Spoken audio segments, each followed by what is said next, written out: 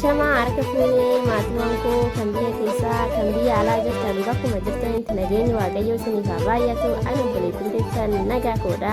Maatiiwwan daraartuu tub akkasumas warra maatii naaf hin ta'in maatii naa ta'a sabskiraayib gochuudhaan natti dabalamaadha. Anillee maatiin isinii ta'a. Akkasumas warri maatii naa taatanii jirtanii guddaa tokko galatoomadha. Laayik sheer gochuudhaan jajjabeessitanii asiin nageessanii guddaa tokko galatooma jechuun jaaladha. Ingidee daraartuun har'aa maal qabattee dhufte jechuun keessaniin oolu asoosuma jaalalaa kutaa sadaffaa isinii qabadhee dhufe. Warri kutaa tokkoo fi lammaffaa ilaaleen seenaa ilaalaa isiniif jedha akkasitti isinii gala. Kutaa tokko lammaffaa ilaaladha. Amma kutaa sadaffaarra ga'ee jira. Kutaa sadaffaa oolumaan haa dubbisnu. Kottaan duuka bu'aa isiniin jedha. Yeroo kaattee ol seentu qe'een isaanii boo'ichaan guuteera. Armeen jiituu wayyoo abbaa jiituu koo jettee boossee gaggalachaa jirti. Jiituunis akka abbaan ishii du'ee reefu tana barte. Eerumaa sanii rifattee kufte. Namoonni boo'ichaa deemanii yeroo ishiin kuftu arganii dhaqanii wal kaasan. Armeen jiituutis wayyoo jiituu koo abbaan kee nu gatee deeme kaa eessa dhannaa jetteen. Jiituun maraattee jiituunis wayyoo abbaa koo jettee boosse. Galgalattee abbaa na gattee deemtee abbaa kophaa koo akkamitti baree jiraadha. Abbaa si achi wal nagarree jettee boosse. Namoonni achi jiranis boo'icha ishii kana dhaga'anii wajjin boo'anii maraatan. Jiituun maaloo dhadhabna.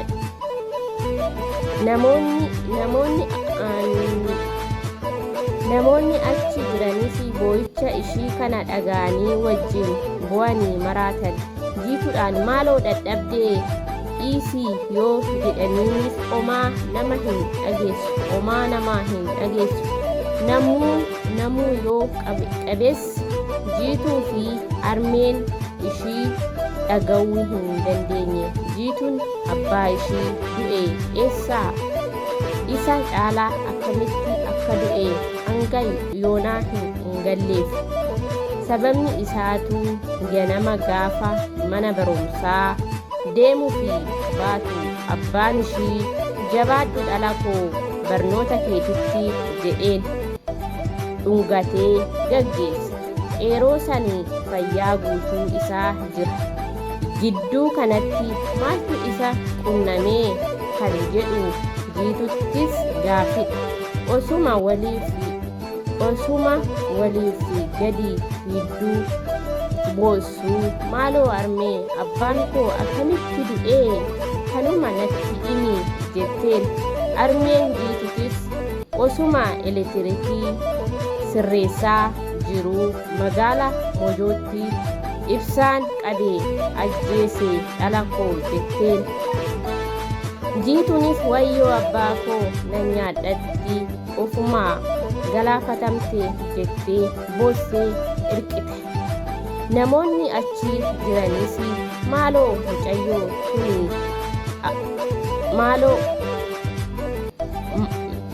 mucayyoon tuni akkuma mana barumsaadhaa dhuftetti jirti. Hanga yoonaa nyaata hin nyaanne ofumaafuu miidhamtee walgalchaa kennaafi jedhaniin. Namoonni achi jiranis kottu nyaata xiqqoo nyaadhu boo'icha itti deebitaa akkasitti miidhamtaa jedhaniin. Jiituunis abbaa koo du'ee midhaana nyaadhaa maali yoon amma kana du'ee wajjin awwaalame jettee diddee dhiite. Ibis abaasa. Isaan booda namoonni achi jiranii waan qabatanii wallaalanii namoonni achi jiran waan qabatan wallaalanii faja'an. Afaan namummaa achi jiran keessaa tokko armee jiituu ofitti waamee maaloo ati sossobii nyaachisi malee mucayyoon kuni isa jalaa miidhamti jedhaniini. Armee jiituutis jiituu koo maaloo miidhamta xiqqoo nyaadhu jetteeni kadhatte. Jiituunis ammas inuma diddee armee jiituuf atis yoonaa jalaa miidhamte jiituu koo eenyuttan afaa anuma maaloo na yaaddu jetteeni itti boossi.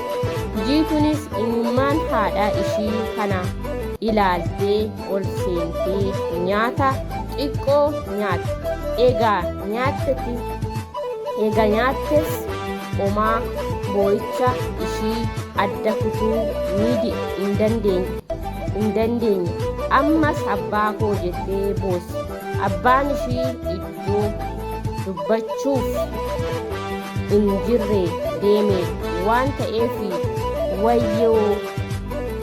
wayyee jedhee jala qabuu hin dandeenye. Asoosamni jaalalaa akkas fakkaata. Baay'ee kan nama gaddisiisudha. Kan nama gammachiisus keessaa ni jira. Hanga dhumaa yoo ilaaltan jechuudha. Tokko hanga kutaa lammaffaa hanga sadaffaa atti jira jechuudha. Ilaaladha. Kutaan arfaffaan itti fufaa. Waan waliin turtanii fi guddaa galatoomaa isinii jechuun jaaladha. Kutaa arfaffaa isinii qabadheen dhufaa. Guddaa tokko galatoomadha. Waan waliin turtaniif laayik sheer gochuu hin dagatinaadha. Ittiin gaffalamu waan ta'eef laayik sheer gochuu hin dagatinaadha. Baay'een isin jaaladha. Baay'een isin kabajaa. Bye bye. I love you. Hunduma keessanii gaataa amma viidiyoo biraan olitti deebinutti nagaan naa tura.